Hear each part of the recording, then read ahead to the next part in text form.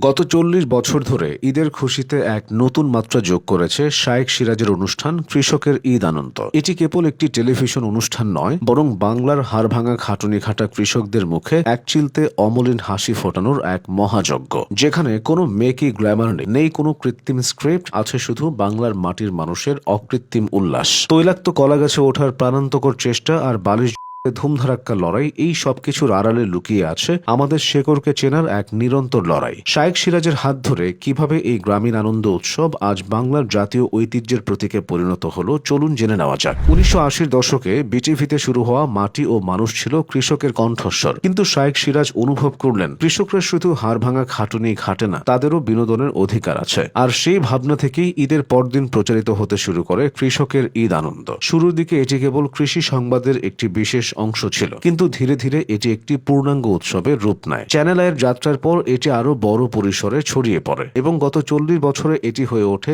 ঈদের পরদিন কোটি মানুষের পছন্দের এক অবিচ্ছেদ্য অংশ। কৃষকের ঈদ আনন্দের প্রাণ হলো গ্রামীণ হারিয়ে যাওয়া খেলাধুলা। শহুরের জীবনে মানুষ যখন স্মার্টফোনে বন্দী, তখন শায়েখ সিরাজ মনে করিয়ে দেন আমাদের হারানো ঐতিহ্য। এখানে নেই কোনো কৃত্রিম সেট, নেই কোনো মেকআপের আতিশয্য। মাঠের মাঝখানে এক টুকরো কাদা আর এক ফালি রোদে এখানে বড় উপকরণ। তৈলাক্ত কলা গাছে ওঠার খেলা শেখায় ধৈর্য আর কৌশল। হাঁস ধরা বা কাদা বল খেলাগুলো মাটির সাথে মানুষের যে আত্মিক সম্পর্ক তা তুলে ধরে। বালিশ থেকে শুরু করে বৃদ্ধদের দৌড় প্রতিযোগিতা, প্রতিটি ইভেন্টে থাকে নিখাদ আনন্দ। এই অনুষ্ঠানের মাধ্যমে অন্তত ৩০টিরও বেশি বিলুপ্তপ্রায় গ্রামীণ খেলাকে পুনরায় জনসমক্ষে নিয়ে আসা হয়েছে। এই অনুষ্ঠানের সবচেয়ে বড় বিশেষত্ব হলো এখানে সাধারণ কৃষকই মূল নায়ক। যেখানে অন্যান্য ঈদ অনুষ্ঠানে শোবিজের তারকারা ভিড় করেন, সেখানে এই অনুষ্ঠানে লাইমলাইটের পুরোটা দখল করে রাখেন সেই ঘাম ঝরানো মানুষগুলো। শায়েখ সিরাজের দূরদর্শী চিন্তায় এটি কেবল দেশের মাঠেই সীমাবদ্ধ থাকেনি, তিনি এই উৎসবকে নিয়ে গেছেন কাতার কিংবা সিঙ্গাপুরের মতো বিদেশের মাটিতেও। মরুভূমির তপ্ত বালিতে যখন প্রবাসী শ্রমিকরা বাংলার লোকজ খেলায় মেতে ওঠেন, তখন তারা ভুলে যান বিদেশের একাকিত্ব।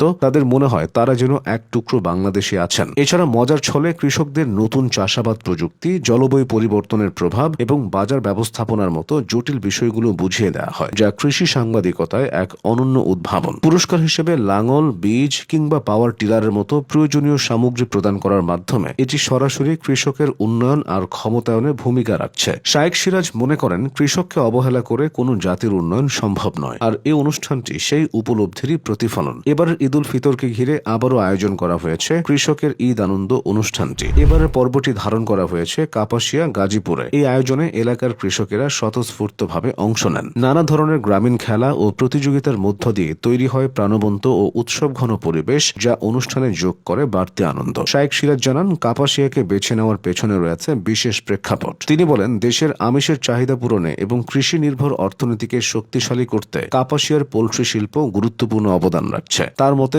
অনেক তরুণ এখন আর চাকরির পেছনে না ছুটে কৃষি ও খামার কেন্দ্রিক উদ্যোগে নিজেদের যুক্ত করছেন। তাদের প্রচেষ্টায় ছোট্ট পরিসরের কুটির শিল্প থেকে আজ প্রায় ৪০,০০০ কোটি টাকার বিশাল পোল্ট্রি খাত গড়ে উঠেছে। কৃষকদের স্বতঃস্ফূর্ত অংশগ্রহণে মজার নানা খেলাধুলা ও প্রতিযোগিতার মধ্য দিয়ে তৈরি হয় উৎসব মুখর পরিবেশ। কৃষকের এই ঈদ আনন্দ মনে করিয়ে দেয়, শেকড়কে ভুলে গেলে কোনো বৃক্ষই টিকে থাকতে পারে না। শায়েখ সিরাজের এই অসাধারণ প্রচেষ্টা ৪ দশক ধরে আমাদের মাটির মানুষের সাথে যুক্ত করে রেখেছে।